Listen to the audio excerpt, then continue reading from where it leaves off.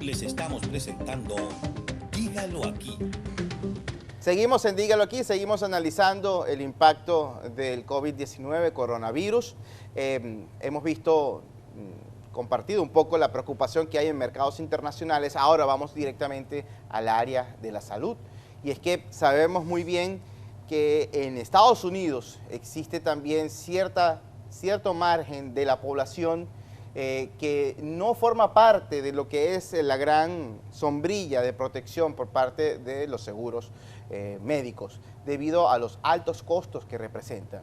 Esto también involucra un margen de riesgo ante la incertidumbre de cualquier persona que en una temporada como la habitual, como de costumbre, un simple resfriado puede ser incluso motivo de preocupación ante el miedo, el temor de contener esta enfermedad consigo, de llevar esta enfermedad consigo.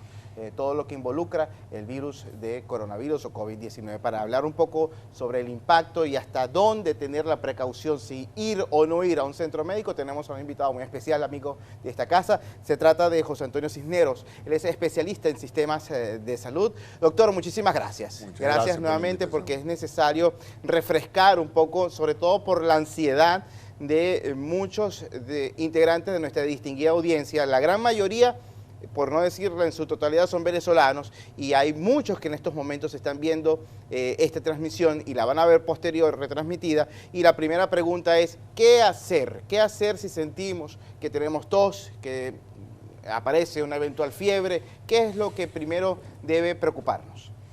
Lo primero es no pensar inmediatamente que ya tenemos el coronavirus, porque eso crearía una sensación de alarma que probablemente se traduciría en una ida a un hospital prematuramente, arriesgando también la posibilidad de adquirir infecciones hospitalarias y incurriendo en un gran costo, porque si tú no estás asegurado, indudablemente que al llegar al hospital lo primero que te van a preguntar es quién va a pagar la cuenta, cuál es su compañía de seguro. Tú sabes que esas rutinas aquí no se han acabado, sí.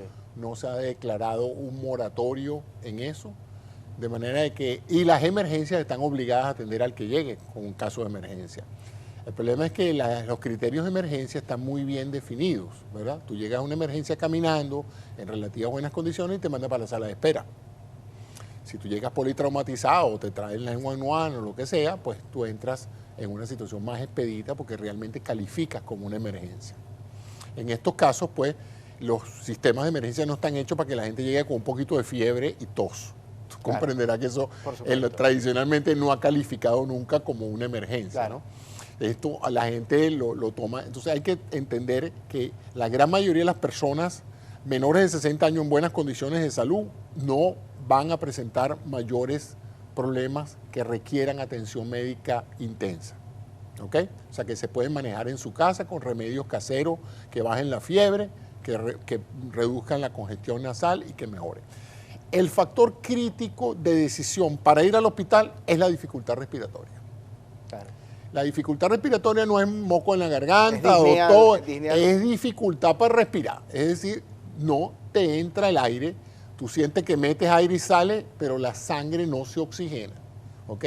Entonces, en esos casos ya es otra cosa, porque ya eso sí es criterio de emergencia. Ir al hospital y decir, señores, no puedo respirar, ya es otra cosa. Entonces, la recomendación, que no la estoy dando yo, la están dando las autoridades mismas, es que no salgan corriendo al hospital al primer signo de tos, malestar o fiebre, porque lo más probable estadísticamente ahorita es que si eso da, sobre todo en la comunidad aquí de Miami, no sea el coronavirus. Sino la influenza. Sino influenza o un resfriado común, el virus del resfriado común, el famoso cold, o simplemente pues estos cambios de temperatura que estamos viviendo ahorita, que un día está caliente, otro día está fresco, y unas corrientes de aire, eso todo es típico. Sobre todo sí, diametralmente distinto, lo que ha cambiado el clima en las últimas 24 o 48 horas. Y acuérdate que esta es una ciudad que vive entre aire acondicionado y calor. Entonces, los cambios de temperatura aquí son bastante frecuentes que generen problemas de este tipo de congestión nasal y eso. ¿La hidratación es importante, doctor? La hidratación es muy importante, y la buena alimentación, que incluya buena cantidad de calorías, unas 2.500 calorías diarias, las proteínas esenciales, junto con las vitaminas, porque todos estos procesos consumen muchas vitaminas, sobre todo las del grupo B, las del grupo C, y estar atento a las autoridades sanitarias. En el momento en que empiecen a documentarse casos ya en Dade County Sí, o en porque esto Doral, lo tenemos en Broward. por eso, sí, pero es un caso o dos, ¿ok? Dos casos. Sino cuando ya la cosa empieza a ser epidémica, es decir, ya empieza el número de casos, entonces sí, porque hay que estar alerta y entonces habrá que evitar salir, ir a trabajar y todo, ya, como ha pasado en Italia. Italia prácticamente no se ve un alma en la calle en ciertas regiones de Italia porque ya la prevalencia de casos activos hace pensar que el riesgo de infección es muy alto. Aquí todavía no se ha dado eso, aunque se ha declarado el estado de emergencia para alertar a las autoridades, en realidad el riesgo todavía en la Florida es bajo. Doctor, conociendo el factor de riesgo alto en la población de edad avanzada, ¿cuál debería ser, digamos, porque quizás, o estoy seguro que las autoridades regionales, locales, están tomando las previsiones sobre los ancianatos y los centros de cuidado para las personas, para nuestros abuelitos? Pero entonces, ¿cuál debería ser la actitud de la familia, de los cercanos a estas personas que puede ser proclive a contraer el virus? Bueno, lo primero es no dejarlos solos y estarlos monitorizando. Si no se puede estar con ellos o llevárselos a sus casas, es estar en contacto con ellos, porque acuérdate que aquí en el caso del anciano pasa un doble fenómeno. Él también en su confusión aumenta su estrés, aumenta su ansiedad, hay el problema de la alimentación. La mayoría de los ancianos, muchos ancianos pierden el apetito con la edad.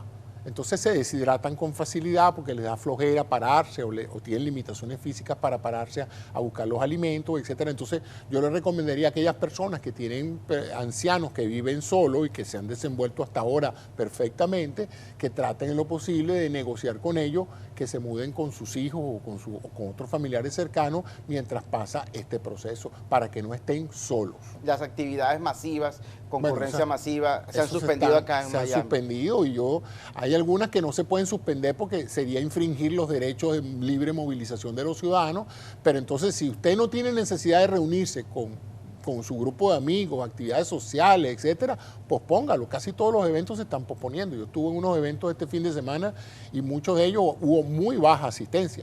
Y hoy, que normalmente siempre me toma mucho tiempo llegar aquí, prácticamente la autopista estaba desolada para los estándares de la Palmetto, ¿no? No, es impresionante. Ha bajado bastante el tráfico. Asistir al aeropuerto, que eventualmente me toca hacer coberturas periodísticas para La Voz de América, y la cantidad de visitantes, la cantidad de viajeros en los pasillos es bastante notoria la diferencia, es decir, que está impactante.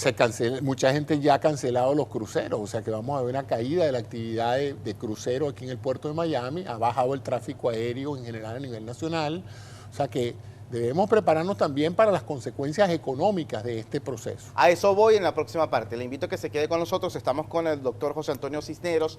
Él es experto en redes y sistemas de salud, de visita con nosotros en Dígalo Aquí, porque en la siguiente parte de nuestro programa queremos abordar un poco las medidas que en estos momentos acaba de anunciar la Casa Blanca. Se trata de asistencia precisamente a las empresas y a los trabajadores que se ven afectados por el impacto negativo ante el COVID-19. Ya venimos, no se aparten.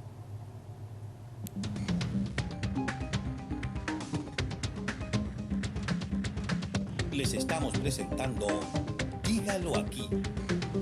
Amigas y amigos, continuamos en Dígalo Aquí, continuamos con el doctor José Antonio Cisneros. Él es experto en sistemas de salud y dejamos inquietudes en el corte anterior sobre el COVID-19, sobre esta información que acaba de dar a conocer la Casa Blanca en torno a la preocupación que existe por la población, es decir, las medidas para asistir tanto a los empleadores como a los empleados por la falta de asistencia al trabajo ante la previsión de evitar las aglomeraciones. Doctor, esto va a impactar sin duda y esto es algo necesario, tomar esta decisión es necesaria. Así es. Bueno, acuérdate que hay personas que tienen un empleo estable asociado a una cadena productiva, pero hay personas que trabajan a destajo y dependen fundamentalmente de lo que ellos facturen en ese mes o esa semana. Si la economía cae porque no hay clientes, pues esas personas no ganan. Eso no tienen, como dicen, el 15 y último seguro. El 15 y último, por ejemplo, una mujer que trabaja y depende de las propinas, por ejemplo. ella no tiene un sueldo, su trabajo son las propinas. Si su restaurante está cerrado o si no hay cliente, pues ella no tiene ingresos. Y así estamos hablando de muchísimas personas en este país.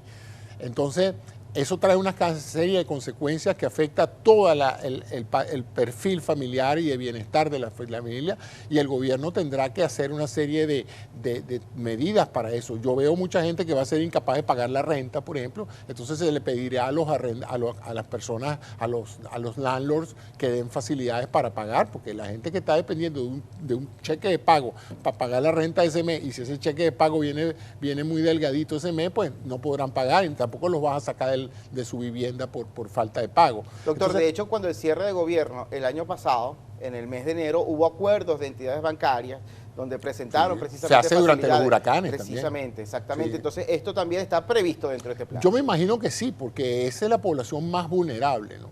Y también está el problema de los seguros. El otro día vi una anécdota de una persona que se presentó a un hospital y se sometió a un test y recibió un bill de $3.500 por la prueba que le hicieron para detectar el coronavirus.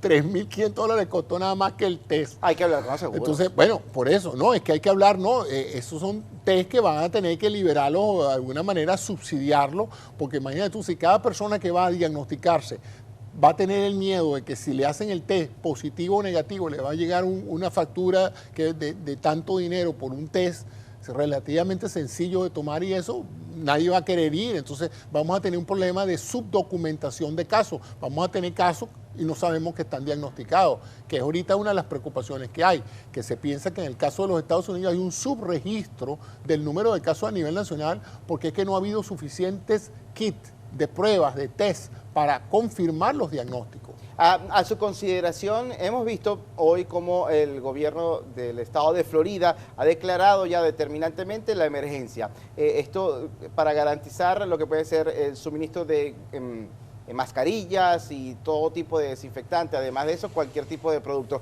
¿Ha actuado quizás a destiempo porque se preveía que esta situación podía aflorarse acá de una manera, en un caldo de cultivo tan nutritivo como es Florida? Mira, lo que yo entiendo de esto es que los estados tienen unos presupuestos regulares de gastos. La declaración del estado de emergencia libera una cantidad de fondos disponibles para tomar acciones de ese tipo sin tener que estar preguntando quién va a pagar la cuenta, ¿me entiendes? La va a pagar el estado con los fondos de emergencia de reserva. Entonces, esa declaración, aunque luce así como, wow, espectacularmente dramática, es probablemente una medida técnica para liberar fondos que normalmente están en reserva para casos de emergencia. Si no declaran la emergencia, no tienen los fondos. Entonces, probablemente fue por eso que lo hicieron, pero ahora viene la distribución y la parte logística del sistema de salud de cada estado para suministrar todo, los kits de prueba y todo lo necesario para dotar al equipo médico de los recursos para salvar las vidas de aquellos pacientes que estén comprometidos, que entiéndase, no son todos los pacientes infectados, son solamente escasamente el 20% de esa población por encima de los 60 años. Doctor, muchísimas gracias. Hay coronavirus para rato, así que de seguro lo vamos a volver a tener en estas mismas circunstancias para indagar un poco sobre los detalles médicos. Muchísimas gracias. Estábamos conversando con José Antonio Cisneros, es especialista en sistemas de salud, acá con nosotros en Dígalo Aquí. Ya venimos con más de nuestra programación de EBTV.